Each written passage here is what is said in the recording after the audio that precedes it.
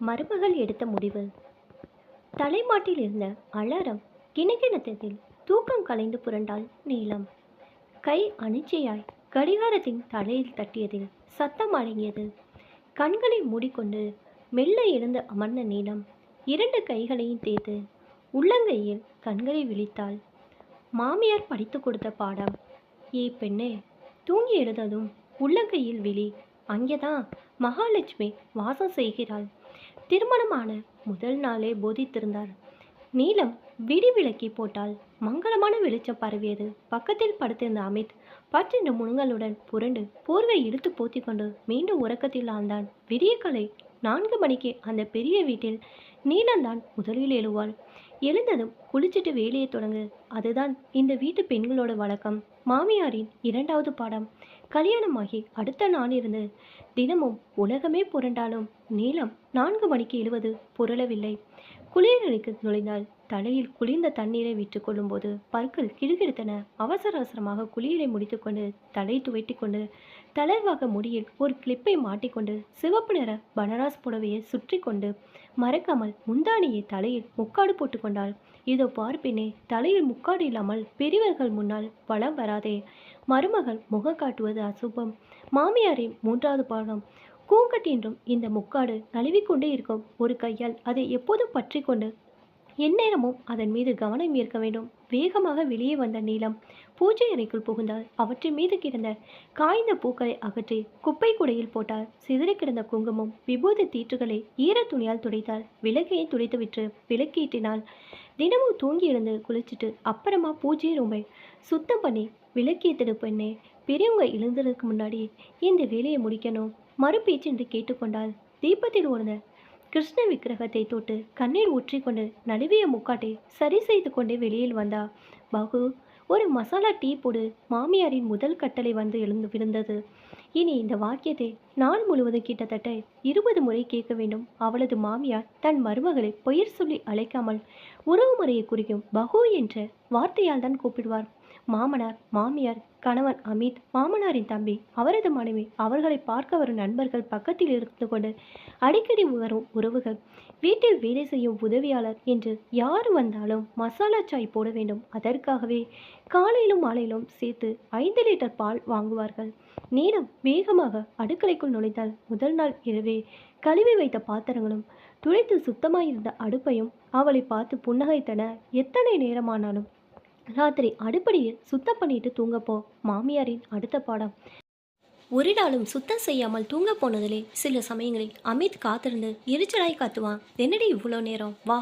வந்தாலும் மனது அன்றைய வேலைகளை சரியாக முடித்தோமா என்றும் மறுநாள் வேலைகளை வரிசைப்படுத்தி கொண்டுமே இருக்கும். ஒரு முறை தூக்கத்தின் போல் அவள் சுவரின் மூலையில் இருந்த ஒட்டடையை மாமியார் பார்த்தால் கிடைக்கும் வசவுகளை பற்றியும் மறுநாள் மறக்காமல் அதை சுத்தம் செய்ய வேண்டும் என்பதையும் மனதில் நினைத்து கொண்டிருந்தால் கேஸ் அடுப்பை பற்ற வைத்து ஒரு கோப்பை தேநீருக்கு அளவாக தண்ணீர் ஊற்றி வைத்தார். சிறு துண்டி இஞ்சியை தட்டி உள்ளே போட்டார். 2 ஏலக்காய், 2 கிராம், சிறு துண்டு பட்டை, 4-5 மிளகு, 2 ஸ்பூன் தேயிலை தூள் சேர்த்து 3 நிமிடங்கள் கொதிக்க விட்டால். அதில் ஒரு கோப்பை பால், அளவான சர்க்கரை சேர்த்தால். மனம் கமகமன என்று நாசில் ஏறியது. மிதமான தீயில் 4-5 நிமிடங்கள் கொதிக்க வைத்து வடிகட்டி ஒரு கோப்பையில் சூடாக எடுத்து போய் மாமியாரின் கையில் கொடுத்தால். வாங்கி கொண்டவர் அவளை மேலும் கீழமாக உற்று பார்த்து கலாச்சாரம் தவறாமல் இருப்பதை உறுதி செய்து கொண்டு ஒரு திருப்தியான புன்னகையுடன் தேநீரை அருந்த தொடங்கினார். டீ நல்லா இருக்கு பாகு. நாஷ்டாவுக்கு என்ன செய்ய போற? நீங்களே சொல்லுங்க மாஜி.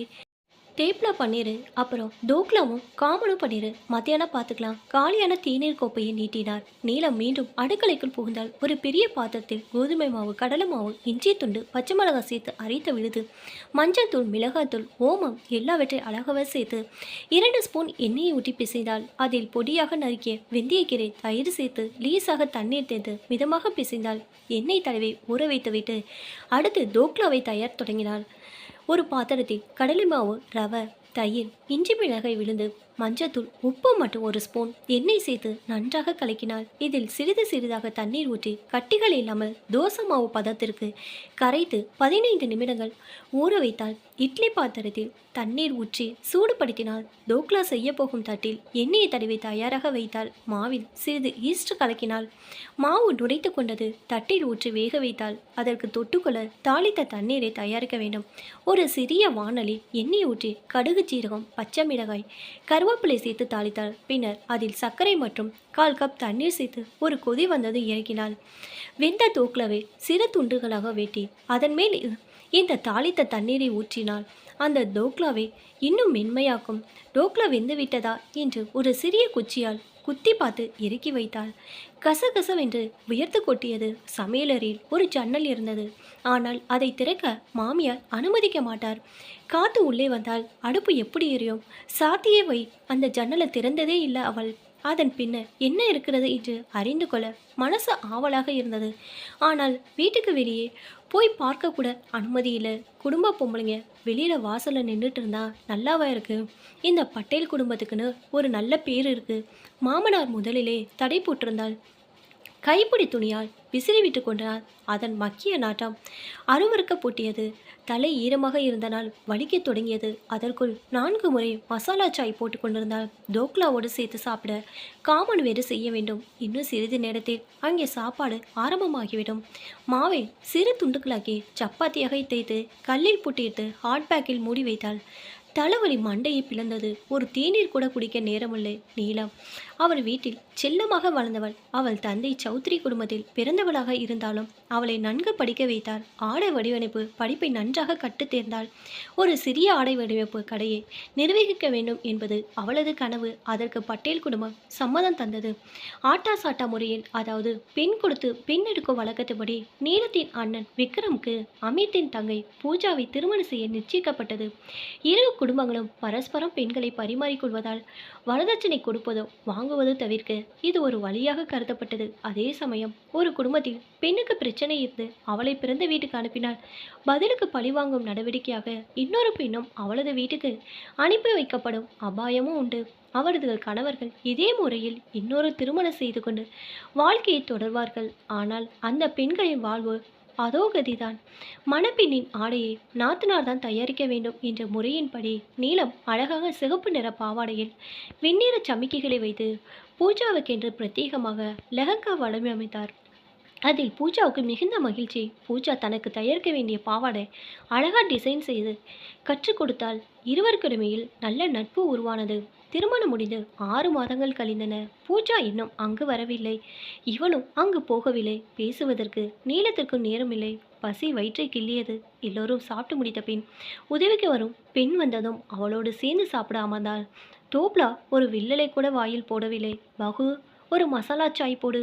மாமியாரின் குரல் காதில் விழுந்தது. அவசரமாக எழுந்து தேநீர் தயாரித்து எடுத்து போனாள். புதிதாக யாரோ வந்திருந்தாள். முக்காட்டை நன்கு இழுத்து முகத்தை மூடிக்கொண்டாள். தேநீரை நீட்டும்போது மாமியார், பகு, இவர் அமித்துக்கு மாமா முறை. சின்ன வயசுல இவர் வீட்டில் தான் அவன் கொஞ்ச காலம் வளர்ந்தா. ஆசீர்வாதம் வாங்கிக்கொள் என்றாள். நீலத்தின் முக்காடு முகத்தை மூடிக்கொண்டு தொங்கிக் கொண்டிருந்தது. அமர்ந்தவர்களை கால்கள் தெரியவில்லை. தட்டு தடுமாறி பாதங்களை தொட்டு நமஸ்கரித்துவிட்டு உள்ளே வந்து விட்டாள். மதியம் சிறப்பான விருந்தை தயார் செய். மாமியாரின் கட்டளை காதில் வந்து விழுந்தது. மத்தியான விருந்து செய்யும் வேலை கண்முன் ஆட பசி மரத்து போனது. தட்டில் இருந்தவளை குப்பை குடியில் கவிழ்த்துவிட்டு தண்ணீரை குடித்தாள். வெளியே வெயில் 40 டிகிரி கொளுத்தி கொண்டிருந்தது. வியர்த்து முதுகெல்லாம் வலிந்தது. தலைக்கு மேல் முக்காடு இருந்தால் வியர்த்த முகத்தை துடிக்க கூட அவளுக்கு சுதந்திரமில்லை. காலில் கிடந்த கனமான வெள்ளி கொலுசுகள் உறுத்தியதோடு அவள் ஒவ்வொரு அடி எடுத்து வைக்கும்போது அவள் இந்த வீட்டின் மருமகள் என்று அவளுக்கே உறக்க சொல்வதாக தோன்றியது. மாமியார் உள்ளே நுழைந்தாள். அவள் நின்று கொண்டிருந்ததை கண்டு முகத்தை சுளித்தாள். ஏய் பகு, எவ்வளோ வேலை கிடக்கு, நீ பராக்கு பார்த்துக்கிட்டு நிற்கிற? மதியம் என்ன சமைக்கிற என்றாள். நீங்களே சொல்லுங்க மாஜி. மாமியார் ஒரு திருப்தியான புன்னகையோடு பாக்ரி, உருளைக்கிழங்கு மசாலா, வெண்டைக்காய் வறுவல், சாதம், தால், கறி, பத்ரா, அப்புறம் இனிப்பு தயிர், மாம்பழக்கூழ், மோல். சீக்கிரம் செஞ்சுடு, 1 மணிக்கெல்லாம் அவர் சாப்பிட்டாகணும். உன் புருஷனும் மதியானம் சாப்பிட வரான். நீலம் நிமிர்ந்து பார்த்தாள். அமித் அவளிடம் சொல்லாமலே வேலைக்கு சென்று விட்டான். எப்போதும் அப்படித்தான். ஆனாலும் மனதுக்குள் வலித்தது. மணி 11 நெருங்கி கொண்டது. 1 மணிக்குள் அத்தனையும் செய்து அடுக்க வேண்டும். உதவியாளரை வைத்துக்கொண்டு பம்பரமாக சுழல் ஆரம்பித்தாள். மதிய உணவு முடிந்து விருந்தாளிகளும் மற்றவர்களும் தூங்க சென்றனர். அமித் அம்மா வருகிறாரா என்று பார்த்து கொண்டு அடுக்கலைக்குள் வந்து, விருந்து சூப்பர் டியர், சீக்கிரம் ரூமுக்கு வந்துரு என்று கிசுகிசுத்து விட்டு வெளியேறினான். அவளுக்குள் ஏனோ எரிச்சல் மண்டியது. காலையிலிருந்து சாப்பிடாததால் தலை கிறுகிறுத்தது. தலைவலியை கவனிக்க நேரமில்லாமல் அதுவே விடைபெற்று போயிருந்தது. அவசரமாக எதையோ தட்டில் கொட்டி கொண்டு தின்றாள். சுவைத்து சாப்பிட நேரமில்லை. குவிந்து கிடந்த அழுக்கு துணிகள் வேறு பயமுறுத்தின. உதவியாளரின் துணியோடு துணிகளை துவைத்து உலர்த்திவிட்டு உள்ளே வந்து வீட்டை பெருக்கி துடைக்க சொல்லிவிட்டு மாலை சிற்றுண்டி செய்ய ஆரம்பித்தாள்.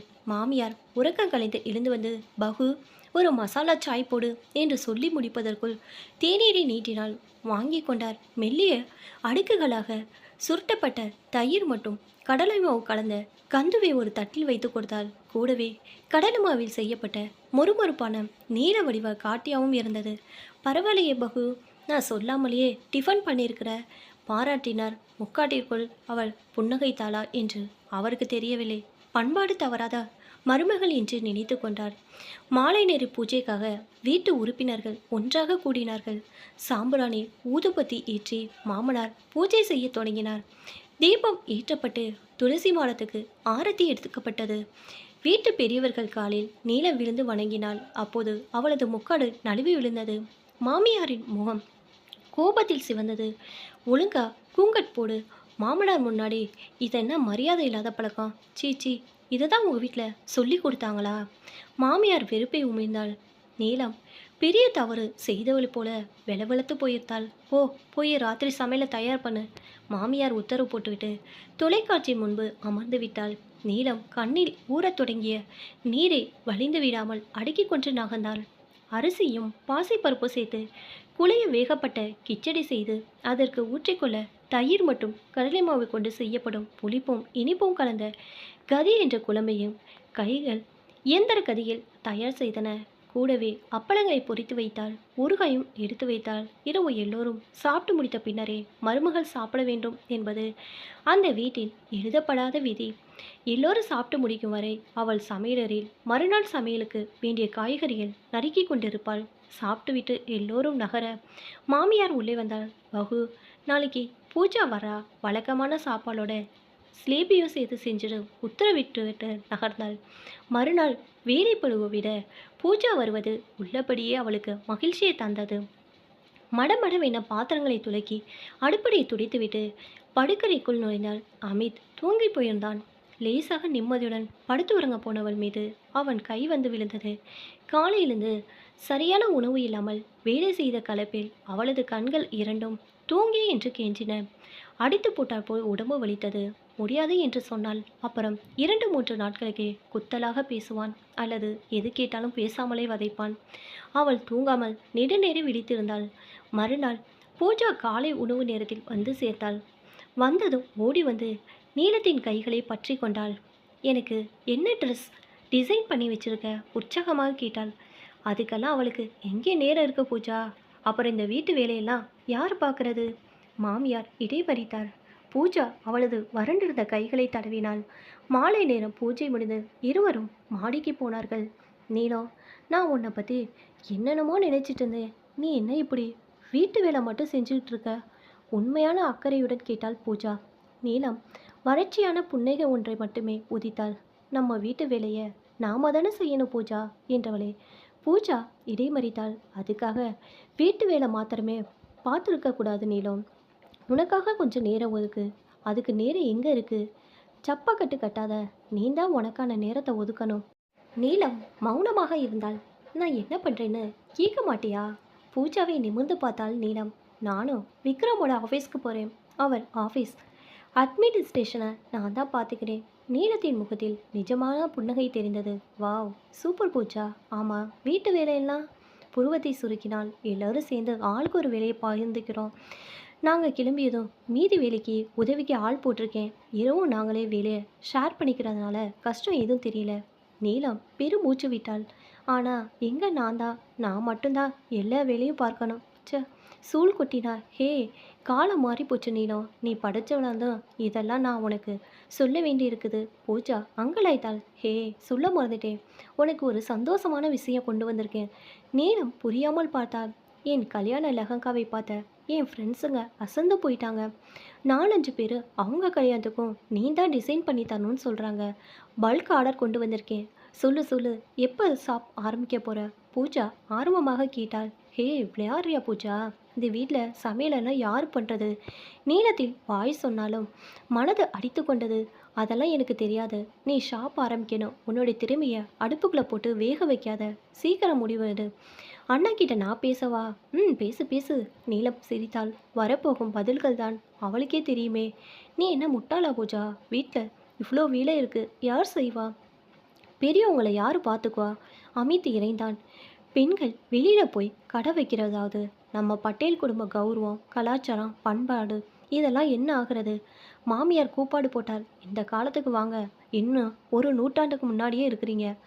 அவ எவ்வளோ அழகா ட்ரெஸ் டிசைன் பண்ணுவா தெரியுமா? பூஜாவின் குரல் ஈடுபடவில்லை. நீ முதல்ல ஆஃபீஸ் போகிறதே தப்பு. அது என்ன வழக்கம்? அடுத்த ஆம்பளைங்க முன்னாடி ஆஃபீஸில் போய் உட்காருது. பொம்பளைங்க சம்பாதிச்சு திங்கிறதா சௌத்ரி குடும்பம்? அசிங்கம். நீ ஒழுங்காக வீட்டில் இரு. விக்ரம் கிட்ட நான் பேசுகிறேன். அமித் கோபமாக சொன்னான். உங்களை மாதிரி இல்லை அவங்க குடும்பம். முற்போக்கான ஆளுங்க. அந்த வீட்டில் இருந்து வந்த பொண்ணை இப்படி அடுக்கையில் போட்டு வச்சுருக்கீங்க. எனக்கு அவமானமாக இருக்குது. வயசானவங்கள நீங்கள் பார்த்துக்கங்க. அப்படி ஒன்றும் யாரும் இங்கே முடியாமல் இல்லை. பூஜா கத்தினாள். இதோ பாரு, நாங்கள் அப்படி தான் இருப்போம். அவளே பேசாமல் இருக்கா. நீ தான் அவளை தூண்டி விடுற. நீ முதல்ல உங்கள் வீட்டுக்கு கிளம்பு. உன் புருஷன் இல்லாமல் தனியாக வந்திருக்கிறதே தப்பு, அம்மா சொன்னார். பூஜா பெட்டியை எடுத்துக்கொண்டு புறப்படுவதற்கு முன்னர் நீலத்திடம் வந்தாள். இதோ பார் நீலம், வாழ்க்கை ஒரு முறை தான். அதையும் அடுப்புலே வெந்து கழிச்சிடாத. உன்னோட திறமை இவங்களுக்கு புரியலை. வெறும் சமையல்காரியாக மட்டும் நின்றுடாத. தழுத்தழுத்தாள். ஆனால் நான் ஏதாவது பண்ணி அது உனக்கும் எதிராக திரும்பிடுச்சுன்னா என்ன பண்ணுறது பூஜா என்றாள் நீலம். இதோ பாரு, எங்கள் வீடு மாதிரி இல்லை உங்கள் வீடு. விக்ரம் என்ன தனியாக தானே அனுப்பியிருக்கிறாரு. என்னை ஒரு நாளும் அம்மா வீட்டுக்கு அனுப்பிட மாட்டார். யாருமே சுயமாக நிற்கணும் தான் அவரோட எண்ணம். அதுதான் நிலைக்கும். நீ படித்தவளாக இருக்கலாம், ஆனால் இந்த வீட்டில் நீ சுடுற ரொட்டி வட்டமாக இருக்குதுன்னு தான் பார்க்குறாங்க. நாம் வாழும் காலம் முழுக்க பசிக்க தான் செய்யும். அதுக்காக என் நேரமும் அடுப்பில் வெந்துக்கிட்டே இருக்க முடியுமா? நீலத்தின் கைகளை பற்றி கொண்டாள். தேவை ஏற்பட்டால் இருக்கிற இடத்தை விட்டு வெளியே வந்து தான் ஆகணும். ஆனால் நீ முதல்ல இந்த வீட்டுக்கு உன்னை புரிய வை. நாம் வசிக்கிற இடத்த நமக்கானதை மாற்ற முயற்சி செய்யணும். உனக்கான நேரத்தை எப்படி கழிக்கணும்னு நீ தான் முடிவு பண்ணணும். உனக்கு தோள் கொடுக்க துணை நிற்க நாங்கள் இருக்கோம். வாடகைக்காரி ஏறி போய்விட்டாள். நீலம் அப்படியே நின்றாள். பகு, ஒரு மசாலா சாய் போடு. அவ பேச்செல்லாம் கேட்காத. மாமியார் சோஃபாவில் அமர்ந்து கொண்டாள். நீலம் அடுக்கலைக்குள் வந்தாள். புழுங்கியது. ஜன்னலை திறந்து விட்டாள். பச்சை பசேலென்று புல்வெளி கண்ணில் விரிந்தது. காற்று இதமாக உடலை வருடியது. முக்காட்டை எடுத்து விட்டாள். கழுத்தெல்லாம் குளிர்ந்தது. இத்தனை நாள் இதை பார்க்காமல் விட்டுவிட்டமே என்று மனதுக்குள் குமைந்தாள். எதுக்கு ஜன்னலை திறந்த? மூடு. உடனே மாமியார் பாய்ந்து வந்தார். கூங்கட் போடுடி பொன்னே, மாமனார் வருகிறார். தவித்தார். காற்று வரட்டுமாஜி, புழுக்க குறையும். முதலாக மாமியாருக்கு எதிராக பேசினாள். இத்தனை புழுக்கத்தில் முக்காடு போட முடியாது மாஜி. மாமனார் நின்று கவனித்த போதும் அவள் முக்காட்டை அணியவில்லை. அவர்கள் ஒருவருக்கொருவர் பார்த்து கொண்டனர். மாமனார் தொண்டையை செருமிக் கொண்டே நகர்ந்தார். பகு, ஒரு மசாலா சாய் போடு. போட்டுக்கொண்டு போய் மாமியாரின் கையில் கோப்பையை கொடுத்தவாறே சொன்னாள். மாஜி, என் பேரு நீலம். மாமியார் அவள் முகத்தையே உற்று பார்த்தவாறு அமர்ந்திருந்தார்.